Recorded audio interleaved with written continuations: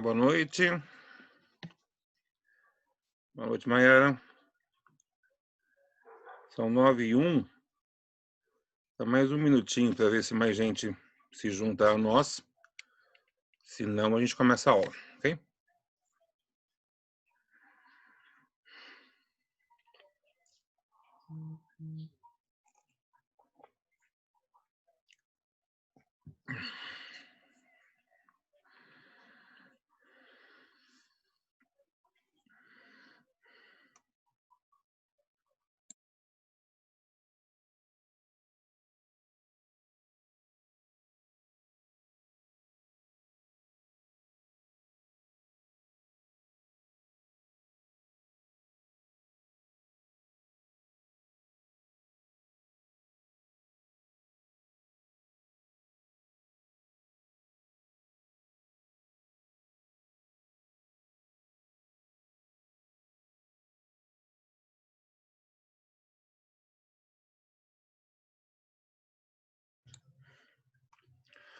Ok, são 9h02.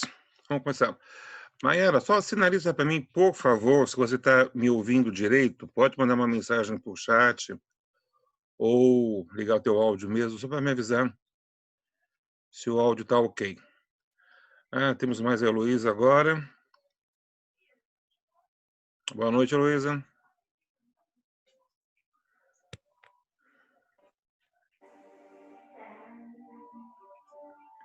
Eu estou aguardando só um ok de alguma de vocês para saber se o áudio está ok para poder começar a aula.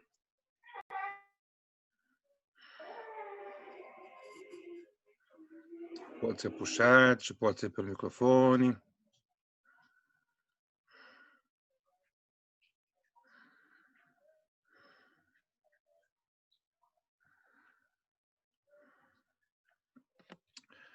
Ok, eu não estou recebendo nenhuma mensagem. Eu vou deduzir que vocês estão me ouvindo. De qualquer maneira, a aula vai ser gravada.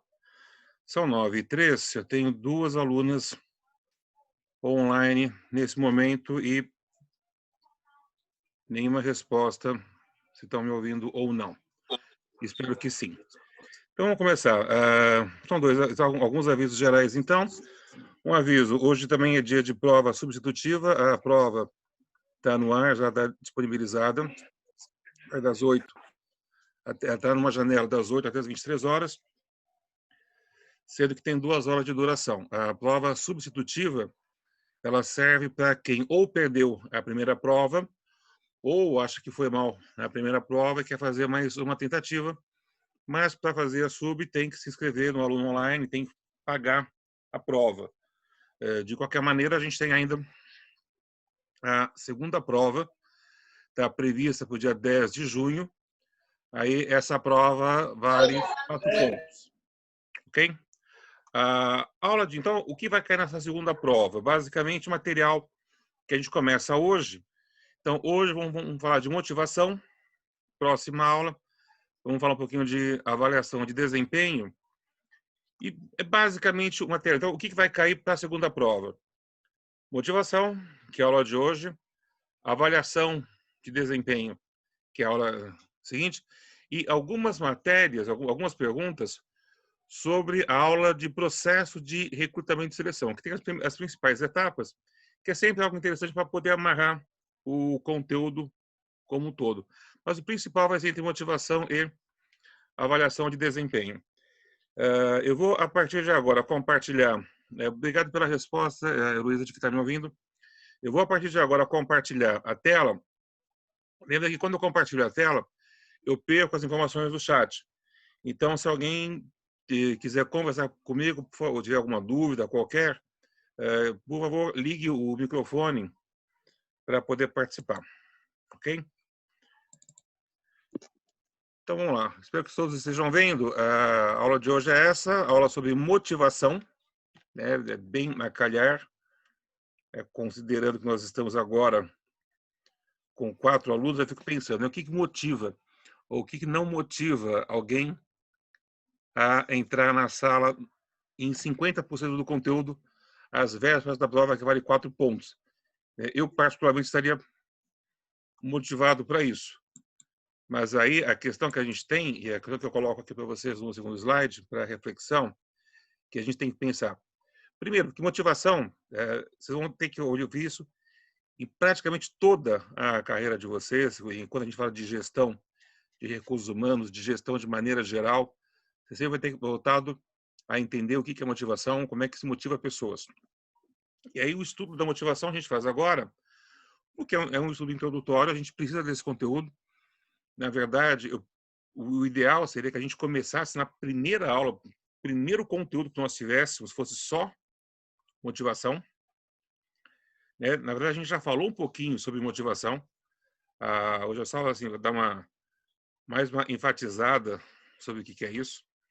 Então, aí algumas questões para reflexão. Depois que a gente já viu uma série de coisas, depois que nós já vimos competências, já vimos o processo todo de recrutamento, de mapeamento, de análise de currículo e tal, é a questão, mas legal. O que é que move uma pessoa a procurar emprego nessa empresa e não naquela empresa? Para esse cargo e não naquele cargo? Na hora que você vai fazer um processo de recrutamento, tem que levar isso em consideração. O que é que motiva as pessoas a procurar emprego? O que é que motiva a procurar emprego naquele cargo que você está disponibilizando? Dentro da empresa, quando você vai fazer seleção interna, que também está dentro das etapas de recrutamento e seleção, você vai selecionar internamente para um cargo. Por exemplo, para um cargo de chefia. Aí algumas questões. Por que algumas pessoas se interessam pelo cargo de chefia e outras simplesmente não se interessam? Por que algumas pessoas se interessam mais em cargos técnicos do que em cargos gerenciais? Será que o salário é sempre o principal atrativo?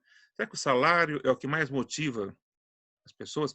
Será que eu posso utilizar o salário para atrair os melhores empregados?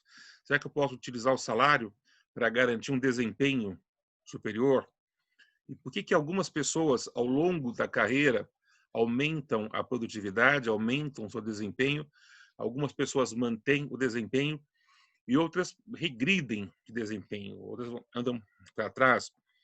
E, afinal, você, enquanto gestor de recursos humanos, enquanto gestor de maneira geral, o que é que você precisa fazer para atrair os melhores talentos, para desenvolver os melhores talentos e para manter os melhores talentos?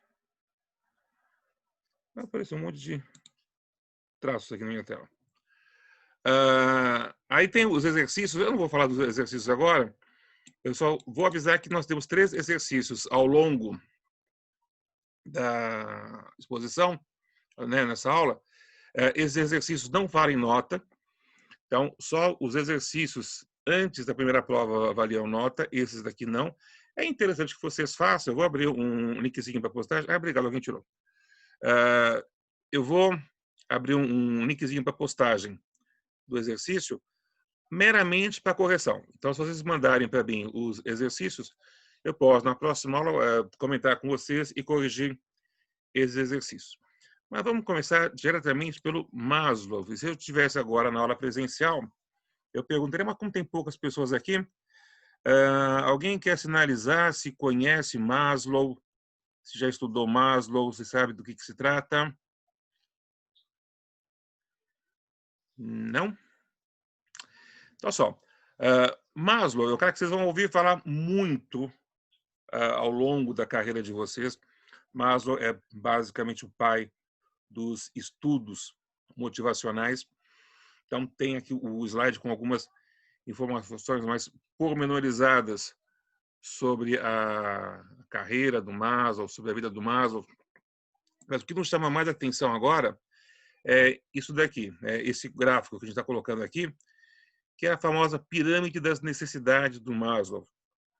Então, para posicionar no tempo, o Maslow ele começa os estudos dele na década de 1950, preocupado com aquelas questões que eu coloquei ali atrás, com fatores que aumentam o desempenho e que não se restringem a fatores objetivos.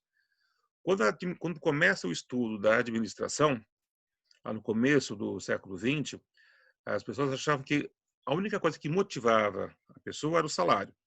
Então, o homem é um ser econômico, ele é motivado por salário. Então, se eu pagar por produção, eu consigo o máximo de desempenho possível. E tudo consegue ser medido, eu consigo aumentar a produtividade sempre com fatores objetivos, né? Basicamente, salário.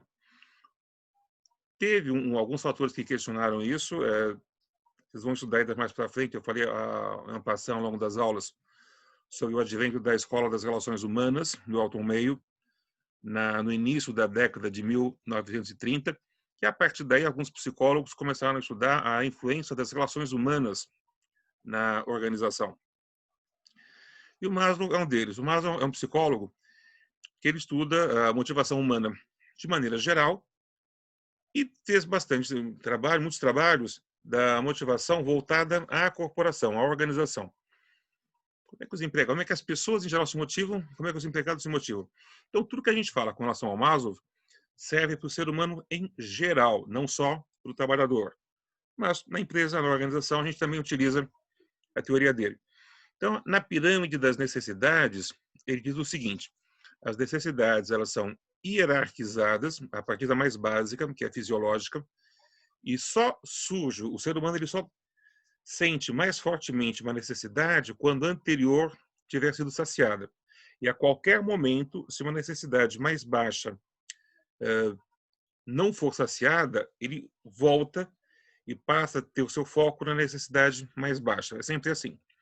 Sempre assim, não. Em geral, é assim. Então, a primeira camada, a base, são as necessidades fisiológicas. Então, necessidades fisiológicas têm a ver com comida, com água, com sono, com sexo, com as coisas que o corpo humano precisa para sobreviver. Então, imagina o seguinte, as pessoas têm um instinto de sobrevivência. O primeiro cuidado que a pessoa tem é de sobreviver. Em termos profissionais, em termos de trabalho, a pessoa quer ter um trabalho, ela quer ter um salário, ela quer ter uma certeza de um horário de trabalho, um horário de repouso. São as condições básicas para que ele sobreviva. Por isso que ele chama de necessidades fisiológicas. São as mais básicas. Se ele já consegue atender isso, se ele já tem uma condição de se alimentar, de morar, de viver, de sobreviver, ele começa a se preocupar com que isso seja mantido, que são as necessidades de segurança. Então, a gente tem a questão da segurança com relação à violência de maneira geral, porque ele já sobreviveu, então ele não vai morrer por questões naturais. Ele não quer ser morto, ele não quer ser roubado, ele quer manter aquilo que ele está conseguindo. Com relação ao trabalho, ele conseguiu o trabalho, ele quer ter uma carteira assinada, ele quer ter um contrato de trabalho. Você pode perceber, em situações de crise, as pessoas admitem trabalhar sem carteira assinada. Precisam trabalhar, que é fisiológica. Passou a crise, eu quero um contrato, eu quero um mínimo de estabilidade. Eu quero saber que eu vou poder permanecer nesse emprego, que é essa segunda camada, que são as necessidades de segurança. Então, na hora de eu recrutar um empregado, dependendo do meu público-alvo, eu vou ter que garantir a sobrevivência, eu vou ter que dar um salário, condições de trabalho que garantam a sobrevivência e assinar para uma permanência dele no trabalho, pelo menos apresentar quais são as condições da permanência, contratar de maneira adequada, pela CLT, seguindo a legislação trabalhista. Aí, ok, o cara está trabalhando já, ele já atendeu as necessidades fisiológicas e de segurança, passa para uma outra etapa, que são as necessidades sociais, que a gente também chama de pertencimento. Ele não quer só sobreviver e não quer só ter segurança. Ele também quer participar de um grupo, ele quer ser incluído. Daí o conceito importantíssimo que a gente tem da inclusão. Ele quer ser incluído no grupo. A gente coloca alguns grupos aí como famílias, amigos, os grupos sociais, a comunidade. Dentro do emprego, também é importante você ter definição do clima organizacional. Então, eu já tenho emprego, tenho meu salário, eu tenho uma estabilidade, só que eu espero ter um bom clima organizacional. Tem empregados que se orgulham da empresa onde trabalham, tem empresas que patrocinam grêmios ou associações de empregados, fundação de empregados. Isso serve muito para agregar mais as pessoas, para atender essa necessidade de pertencimento. Tem muita gente que se orgulha, de falar em que empresa trabalha, brilha o olho quando fala em qual empresa trabalha. Isso nós estamos atendendo a camada das necessidades sociais. Atendidas as necessidades sociais, surge o quarto nível de necessidades, que são as necessidades de estima. Então, eu já sobrevivo, já estou protegido com relação a ameaças e a violência, já pertenço a um grupo, só que eu quero ser reconhecido dentro desse grupo, eu quero ter a minha identidade nesse grupo, eu quero, de alguma maneira, me destacar, eu quero exercer um papel nesse grupo. Em termos de trabalho, também eu quero ser reconhecido. E aí nisso entra a importância de eu ter um sistema de avaliação de desempenho na empresa. Então, eu recrutei e selecionei o candidato, ele foi contratado, agora eu tenho que avaliar o desempenho e reconhecer os méritos daqueles empregados, obviamente, que possuem méritos a serem reconhecidos. De qualquer maneira, eu tenho que reconhecer. Nós falamos sobre feedback com relação à entrevista de introdução ao emprego, da triagem, mas eu tenho que também dar muito feedback ao longo do trabalho, para avaliação de desempenho e para desenvolvimento desse desempenho. E nisso eu estou atendendo ao quarto nível de necessidade, que são as necessidades de estima, e o Maslow fala no quinto nível, que é a necessidade de autorrealização, que em termos globais se envolve aí com questões de ideologia, muitas vezes de política ou de religião, que são aquilo que a pessoa quer alcançar para se realizar. E a gente usa muito esse termo, né? É uma busca maior da pessoa. Com relação ao trabalho, pode ser um desafio maior que a pessoa tenha, a vontade de apresentar alguma coisa inovadora, né? Ou de crescer mais na empresa, de vencer desafios, vencer concorrentes.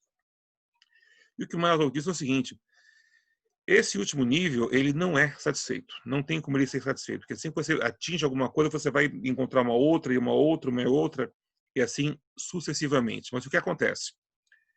Se o empregado, ou o ser humano que já está nesse último nível, em algum momento tiver perda salarial que ameaça a sobrevivência, ele desce direto e volta a priorizar a sobrevivência. Então, assim, por isso a pirâmide, né? A base sempre tem que estar sustentada, a base sempre tem que estar atendida. Então, esse é o conceito do Maslow, que atende pessoas em geral e a organização no particular. Na sequência, a gente traz o conceito do Herzberg. O Herzberg, ele traz uma teoria baseada em dois fatores. Então, ele agrupa tudo que a gente pode fazer no sentido de motivar, de criar motivação nas pessoas, em dois fatores, né? São fatores motivacionais, que são fatores intrínsecos, e os fatores higiênicos, que são os fatores extrínsecos. Basicamente, o que é isso? O fator higiênico, né, que também leva à insatisfação, são aqueles fatores que dependem diretamente da empresa, as pessoas não têm controle, é a empresa que tem controle. Aqui é assim, esses fatores, eles não aumentam a motivação de ninguém. Mas se tiver carência desses fatores, isso provoca desmotivação, isso provoca insatisfação. Ele dá como exemplo salário, condições físicas. Então, salário. Se a pessoa ganhar mais do que o justo, mais do que ela espera, isso não faz com que ela trabalhe mais, isso é muito comprovado. Mas se ela ganhar menos do que o justo, isso faz com que ela trabalhe menos. Mesma coisa condições de iluminação, por exemplo. Se tiver muito mais iluminação do que o necessário, isso não só não vai fazer com que trabalhe mais, como até pode ser contraproducente. Mas se tiver menos iluminação do que o necessário, a pessoa vai trabalhar menos. Políticas da empresa, né, a estrutura da empresa. Ninguém vai trabalhar mais por causa das regras, mas pode trabalhar menos por causa das regras, já que as regras são injustas ou são confusas. Esses fatores higiênicos, eles precisam ser atendidos para manter o equilíbrio de trabalho. Eles não aumentam a performance, mas eles garantem o equilíbrio. E o que vai aumentar a performance, então? Os fatores motivacionais. Esses fatores motivacionais, a grande questão é que eles pertencem ao indivíduo, não à empresa. Por isso que a gente fala muito que não tem como o gestor ou a empresa motivar alguém. É a pessoa que se motiva. A empresa ela pode criar condições, ela tem que conhecer muito bem. O gestor tem que conhecer muito bem o colaborador para criar condições para que esse colaborador se motive. E aí, quais são? O desafio, o crescimento, a expectativa de promoção, o enriquecimento da tarefa, colocar a pessoa para fazer alguma coisa na qual essa pessoa acredite de verdade, que ela possa desenvolver as suas competências. Então, esses são fatores motivacionais. Mas, para que funcione bem o sistema, eu preciso ter garantido os fatores higiênicos e, sobre eles, eu construo os fatores motivacionais. A gente tem uma tabelinha que tem os dois grupos aí, fatores higiênicos e motivacionais, e tem também o exercício 2, que vocês vão fazer depois. E, por fim, assim, para vocês entenderem, nós temos algumas dúzias de teorias motivacionais. Para o âmbito da nossa disciplina especificamente, porque interessa ao recrutamento, à seleção e ao desenvolvimento profissional, eu selecionei essas três. O Maslow e o Herzberg são os mais básicos, e o estabelecimento de metas. Porque todas as empresas têm metas. E muitos não sabem que tem metas por causa desses caras. Porque esses caras, em um momento, criaram a teoria do estabelecimento de metas e identificaram que as pessoas são motivadas, são mais ou menos motivadas em função das metas que são estabelecidas por parte da empresa. E aí, o que é importante saber com relação a isso? Então, alguém quer falar alguma coisa? Pode falar. O comportamento da empresa, da pessoa, é motivado pelas intenções e pelos objetivos. Todo mundo, o ideal é que todo mundo tenha objetivo. Quando você não tem um objetivo claro, você não vai ter um crescimento de performance. O seu desempenho não vai aumentar. A empresa, do mesmo jeito, tem que ter os seus objetivos e ela precisa transpor os objetivos da empresa para a pessoa. Nós falamos no começo do curso sobre objetivos e agora a gente volta a falar. Nós falamos do SMART, que os objetivos têm que ser específico, mensurável, alcançável, relevante e baseado em tempo, tem que ter prazo definido. Caiu na prova, inclusive, uma questão sobre essa. A gente começa falando sobre isso e termina o conteúdo, basicamente, falando sobre isso. E aí, com relação à especificação, à utilização dos objetivos, das metas, para a criação da motivação. Eles têm duas variáveis que eles trabalham. Então, primeiro, é importante, né? A empresa precisa atribuir objetivos para os empregados. Se eu não atribuir objetivos, as pessoas não vão produzir mais. O desempenho delas não vai aumentar. Tem até um exemplo clássico com relação a essa teoria. Eu comentei isso em aula, mas faz bastante tempo, achei que vocês já esqueceram disso. Uma experiência feita na Inglaterra com atletas de salto em vara. Aí colocaram o pessoal para saltar com aquele sarrafo que tem no alto, e o pessoal saltou lá 2,50 m, 2,55 m, 2,60 m. Aí fizeram outra experiência tirando o sarrafo, aí tiraram o sarrafo e pedindo para os caras saltarem o mais alto que podiam. Saltaram 2,10 m, 2,15 m, ninguém passou de 2,20 m. Então foi muito aquém do que saltaram com o sarrafo. O que comprova que quando eu tenho um objetivo, quando eu fixo de maneira determinada onde eu quero chegar, eu consigo chegar muito mais longe do que se eu tenho simplesmente o comando de me esforçar. Se alguém falar, venda o máximo possível, eu não vou conseguir muita coisa. Agora, se alguém falar, você tem que vender 500 peças, então eu sei que eu tenho que mobilizar o meu esforço para vender 500 peças. E aí, o que define o sucesso nesse estabelecimento de metas são essas duas variáveis, o que eles chamam de conteúdo de meta, que é o resultado que deve ser alcançado, que tem que ter precisão, que tem que ter uma certa dificuldade calculada, que é isso, é 500 peças, e é em quanto tempo, e é de que maneira, e a intensidade. Essa intensidade tem a ver com a importância. Então, eu tenho que saber o seguinte, ok, eu tenho que vender 500 peças, mas por que eu tenho que vender 500 peças?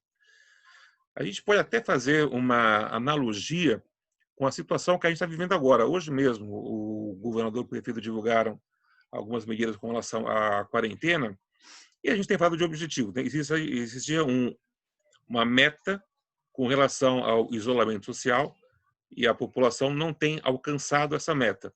O conteúdo estava bem claro. O conteúdo, olha, precisa ter pelo menos 70% de isolamento, né? Ok. Agora, a intensidade não é homogênea. A intensidade é qual é a importância desse objetivo. Então, para muitas pessoas, esse objetivo de isolamento social não é tão importante assim. Eu entendi que é 70%, só que eu não acho que isso seja importante. Então, eu vou para a rua. A pessoa que entende que isso é importante fica em casa. Da mesma maneira, numa organização, eu posso passar claramente a meta. Você tem que vender 500 peças. Se eu entendo, se eu percebo que é importante eu vender 500 peças, se eu vender 500 peças, isso é bom para a organização. Se eu vender 500 peças, isso vai ser observado e eu vou ter reconhecimento por isso, bacana, isso vai me mobilizar e eu vou vender as 500 peças. Agora, se eu entendi que eu tenho que vender 500 peças e eu não acho que seja importante, eu acho que essas peças não são muito rentáveis, eu acho que ninguém quer comprar essas peças, ou a empresa não tem um sistema claro de mensuração, ninguém vai saber que fui eu que vendi essas peças, aí a intensidade se perde. Então, para que funcione bem a definição de metas, eu tenho que ter conteúdo, eu tenho que ter intensidade. Ok? Aí, os próximos slides, a gente define um pouquinho mais sobre isso. Eu não vou detalhar, porque a gente infelizmente não temos tempo para isso, mas está aqui o material. O que é importante é dedicar foco nesse último slide que eu estou colocando aqui agora, que é como os objetivos alteram o comportamento, que isso vai servir para vocês, não só em termos de organização, mas em termos de vida. Quando você quer atingir um objetivo a mais, uma performance superior, você sabe que montar o seu próprio objetivo vai ajudar nisso, em dirigir a atenção, em mobilizar as suas forças, e encorajar a persistência. Às vezes você está meio cansado, não está afim, mas você sabe que você tem que continuar, tem que persistir, porque a recompensa por atingir aquele objetivo vai ser interessante para você. Ok?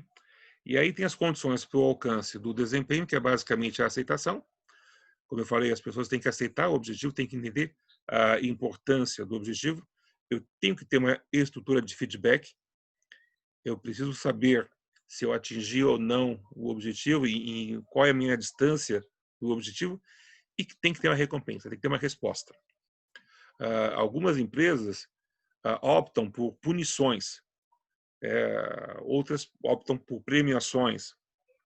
Em geral, a gente acredita que as premiações sejam mais interessantes, mas é fundamental que existam consequências, que exista uma forma de compensar o esforço. E aí tem o último exercício, mesmo esquema, não é obrigatório, não é para nota, recomendo que façam, porque daí a gente pode avaliar e repassar para vocês. Ok? Bom, era isso. Gente, a gente está encerrando. Então, são 9h29. Se alguém tiver alguma dúvida, quiser aproveitar para perguntar agora. Temos mais um minutinho.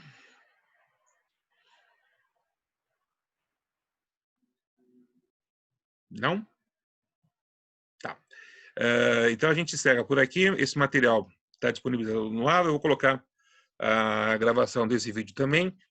Então, lembrando, nossa prova é dia 10 de junho, o que quer dizer o seguinte: nós temos essa aula, que vimos motivação, temos a aula que vem, que é avaliação de desempenho, e na aula seguinte já vai ser a nossa prova. Então, esse conteúdo é conteúdo fundamental para a última prova, que é a que vale mais pontos, que é a que vale 4 pontos. Ok? Fechado o tempo, gente. Estamos nos despedindo. Então, se tiver alguma dúvida no meio desse caminho, só mandar via mensagem, via e-mail, que eu respondo. Beleza? Fechando então. Tchau, tchau.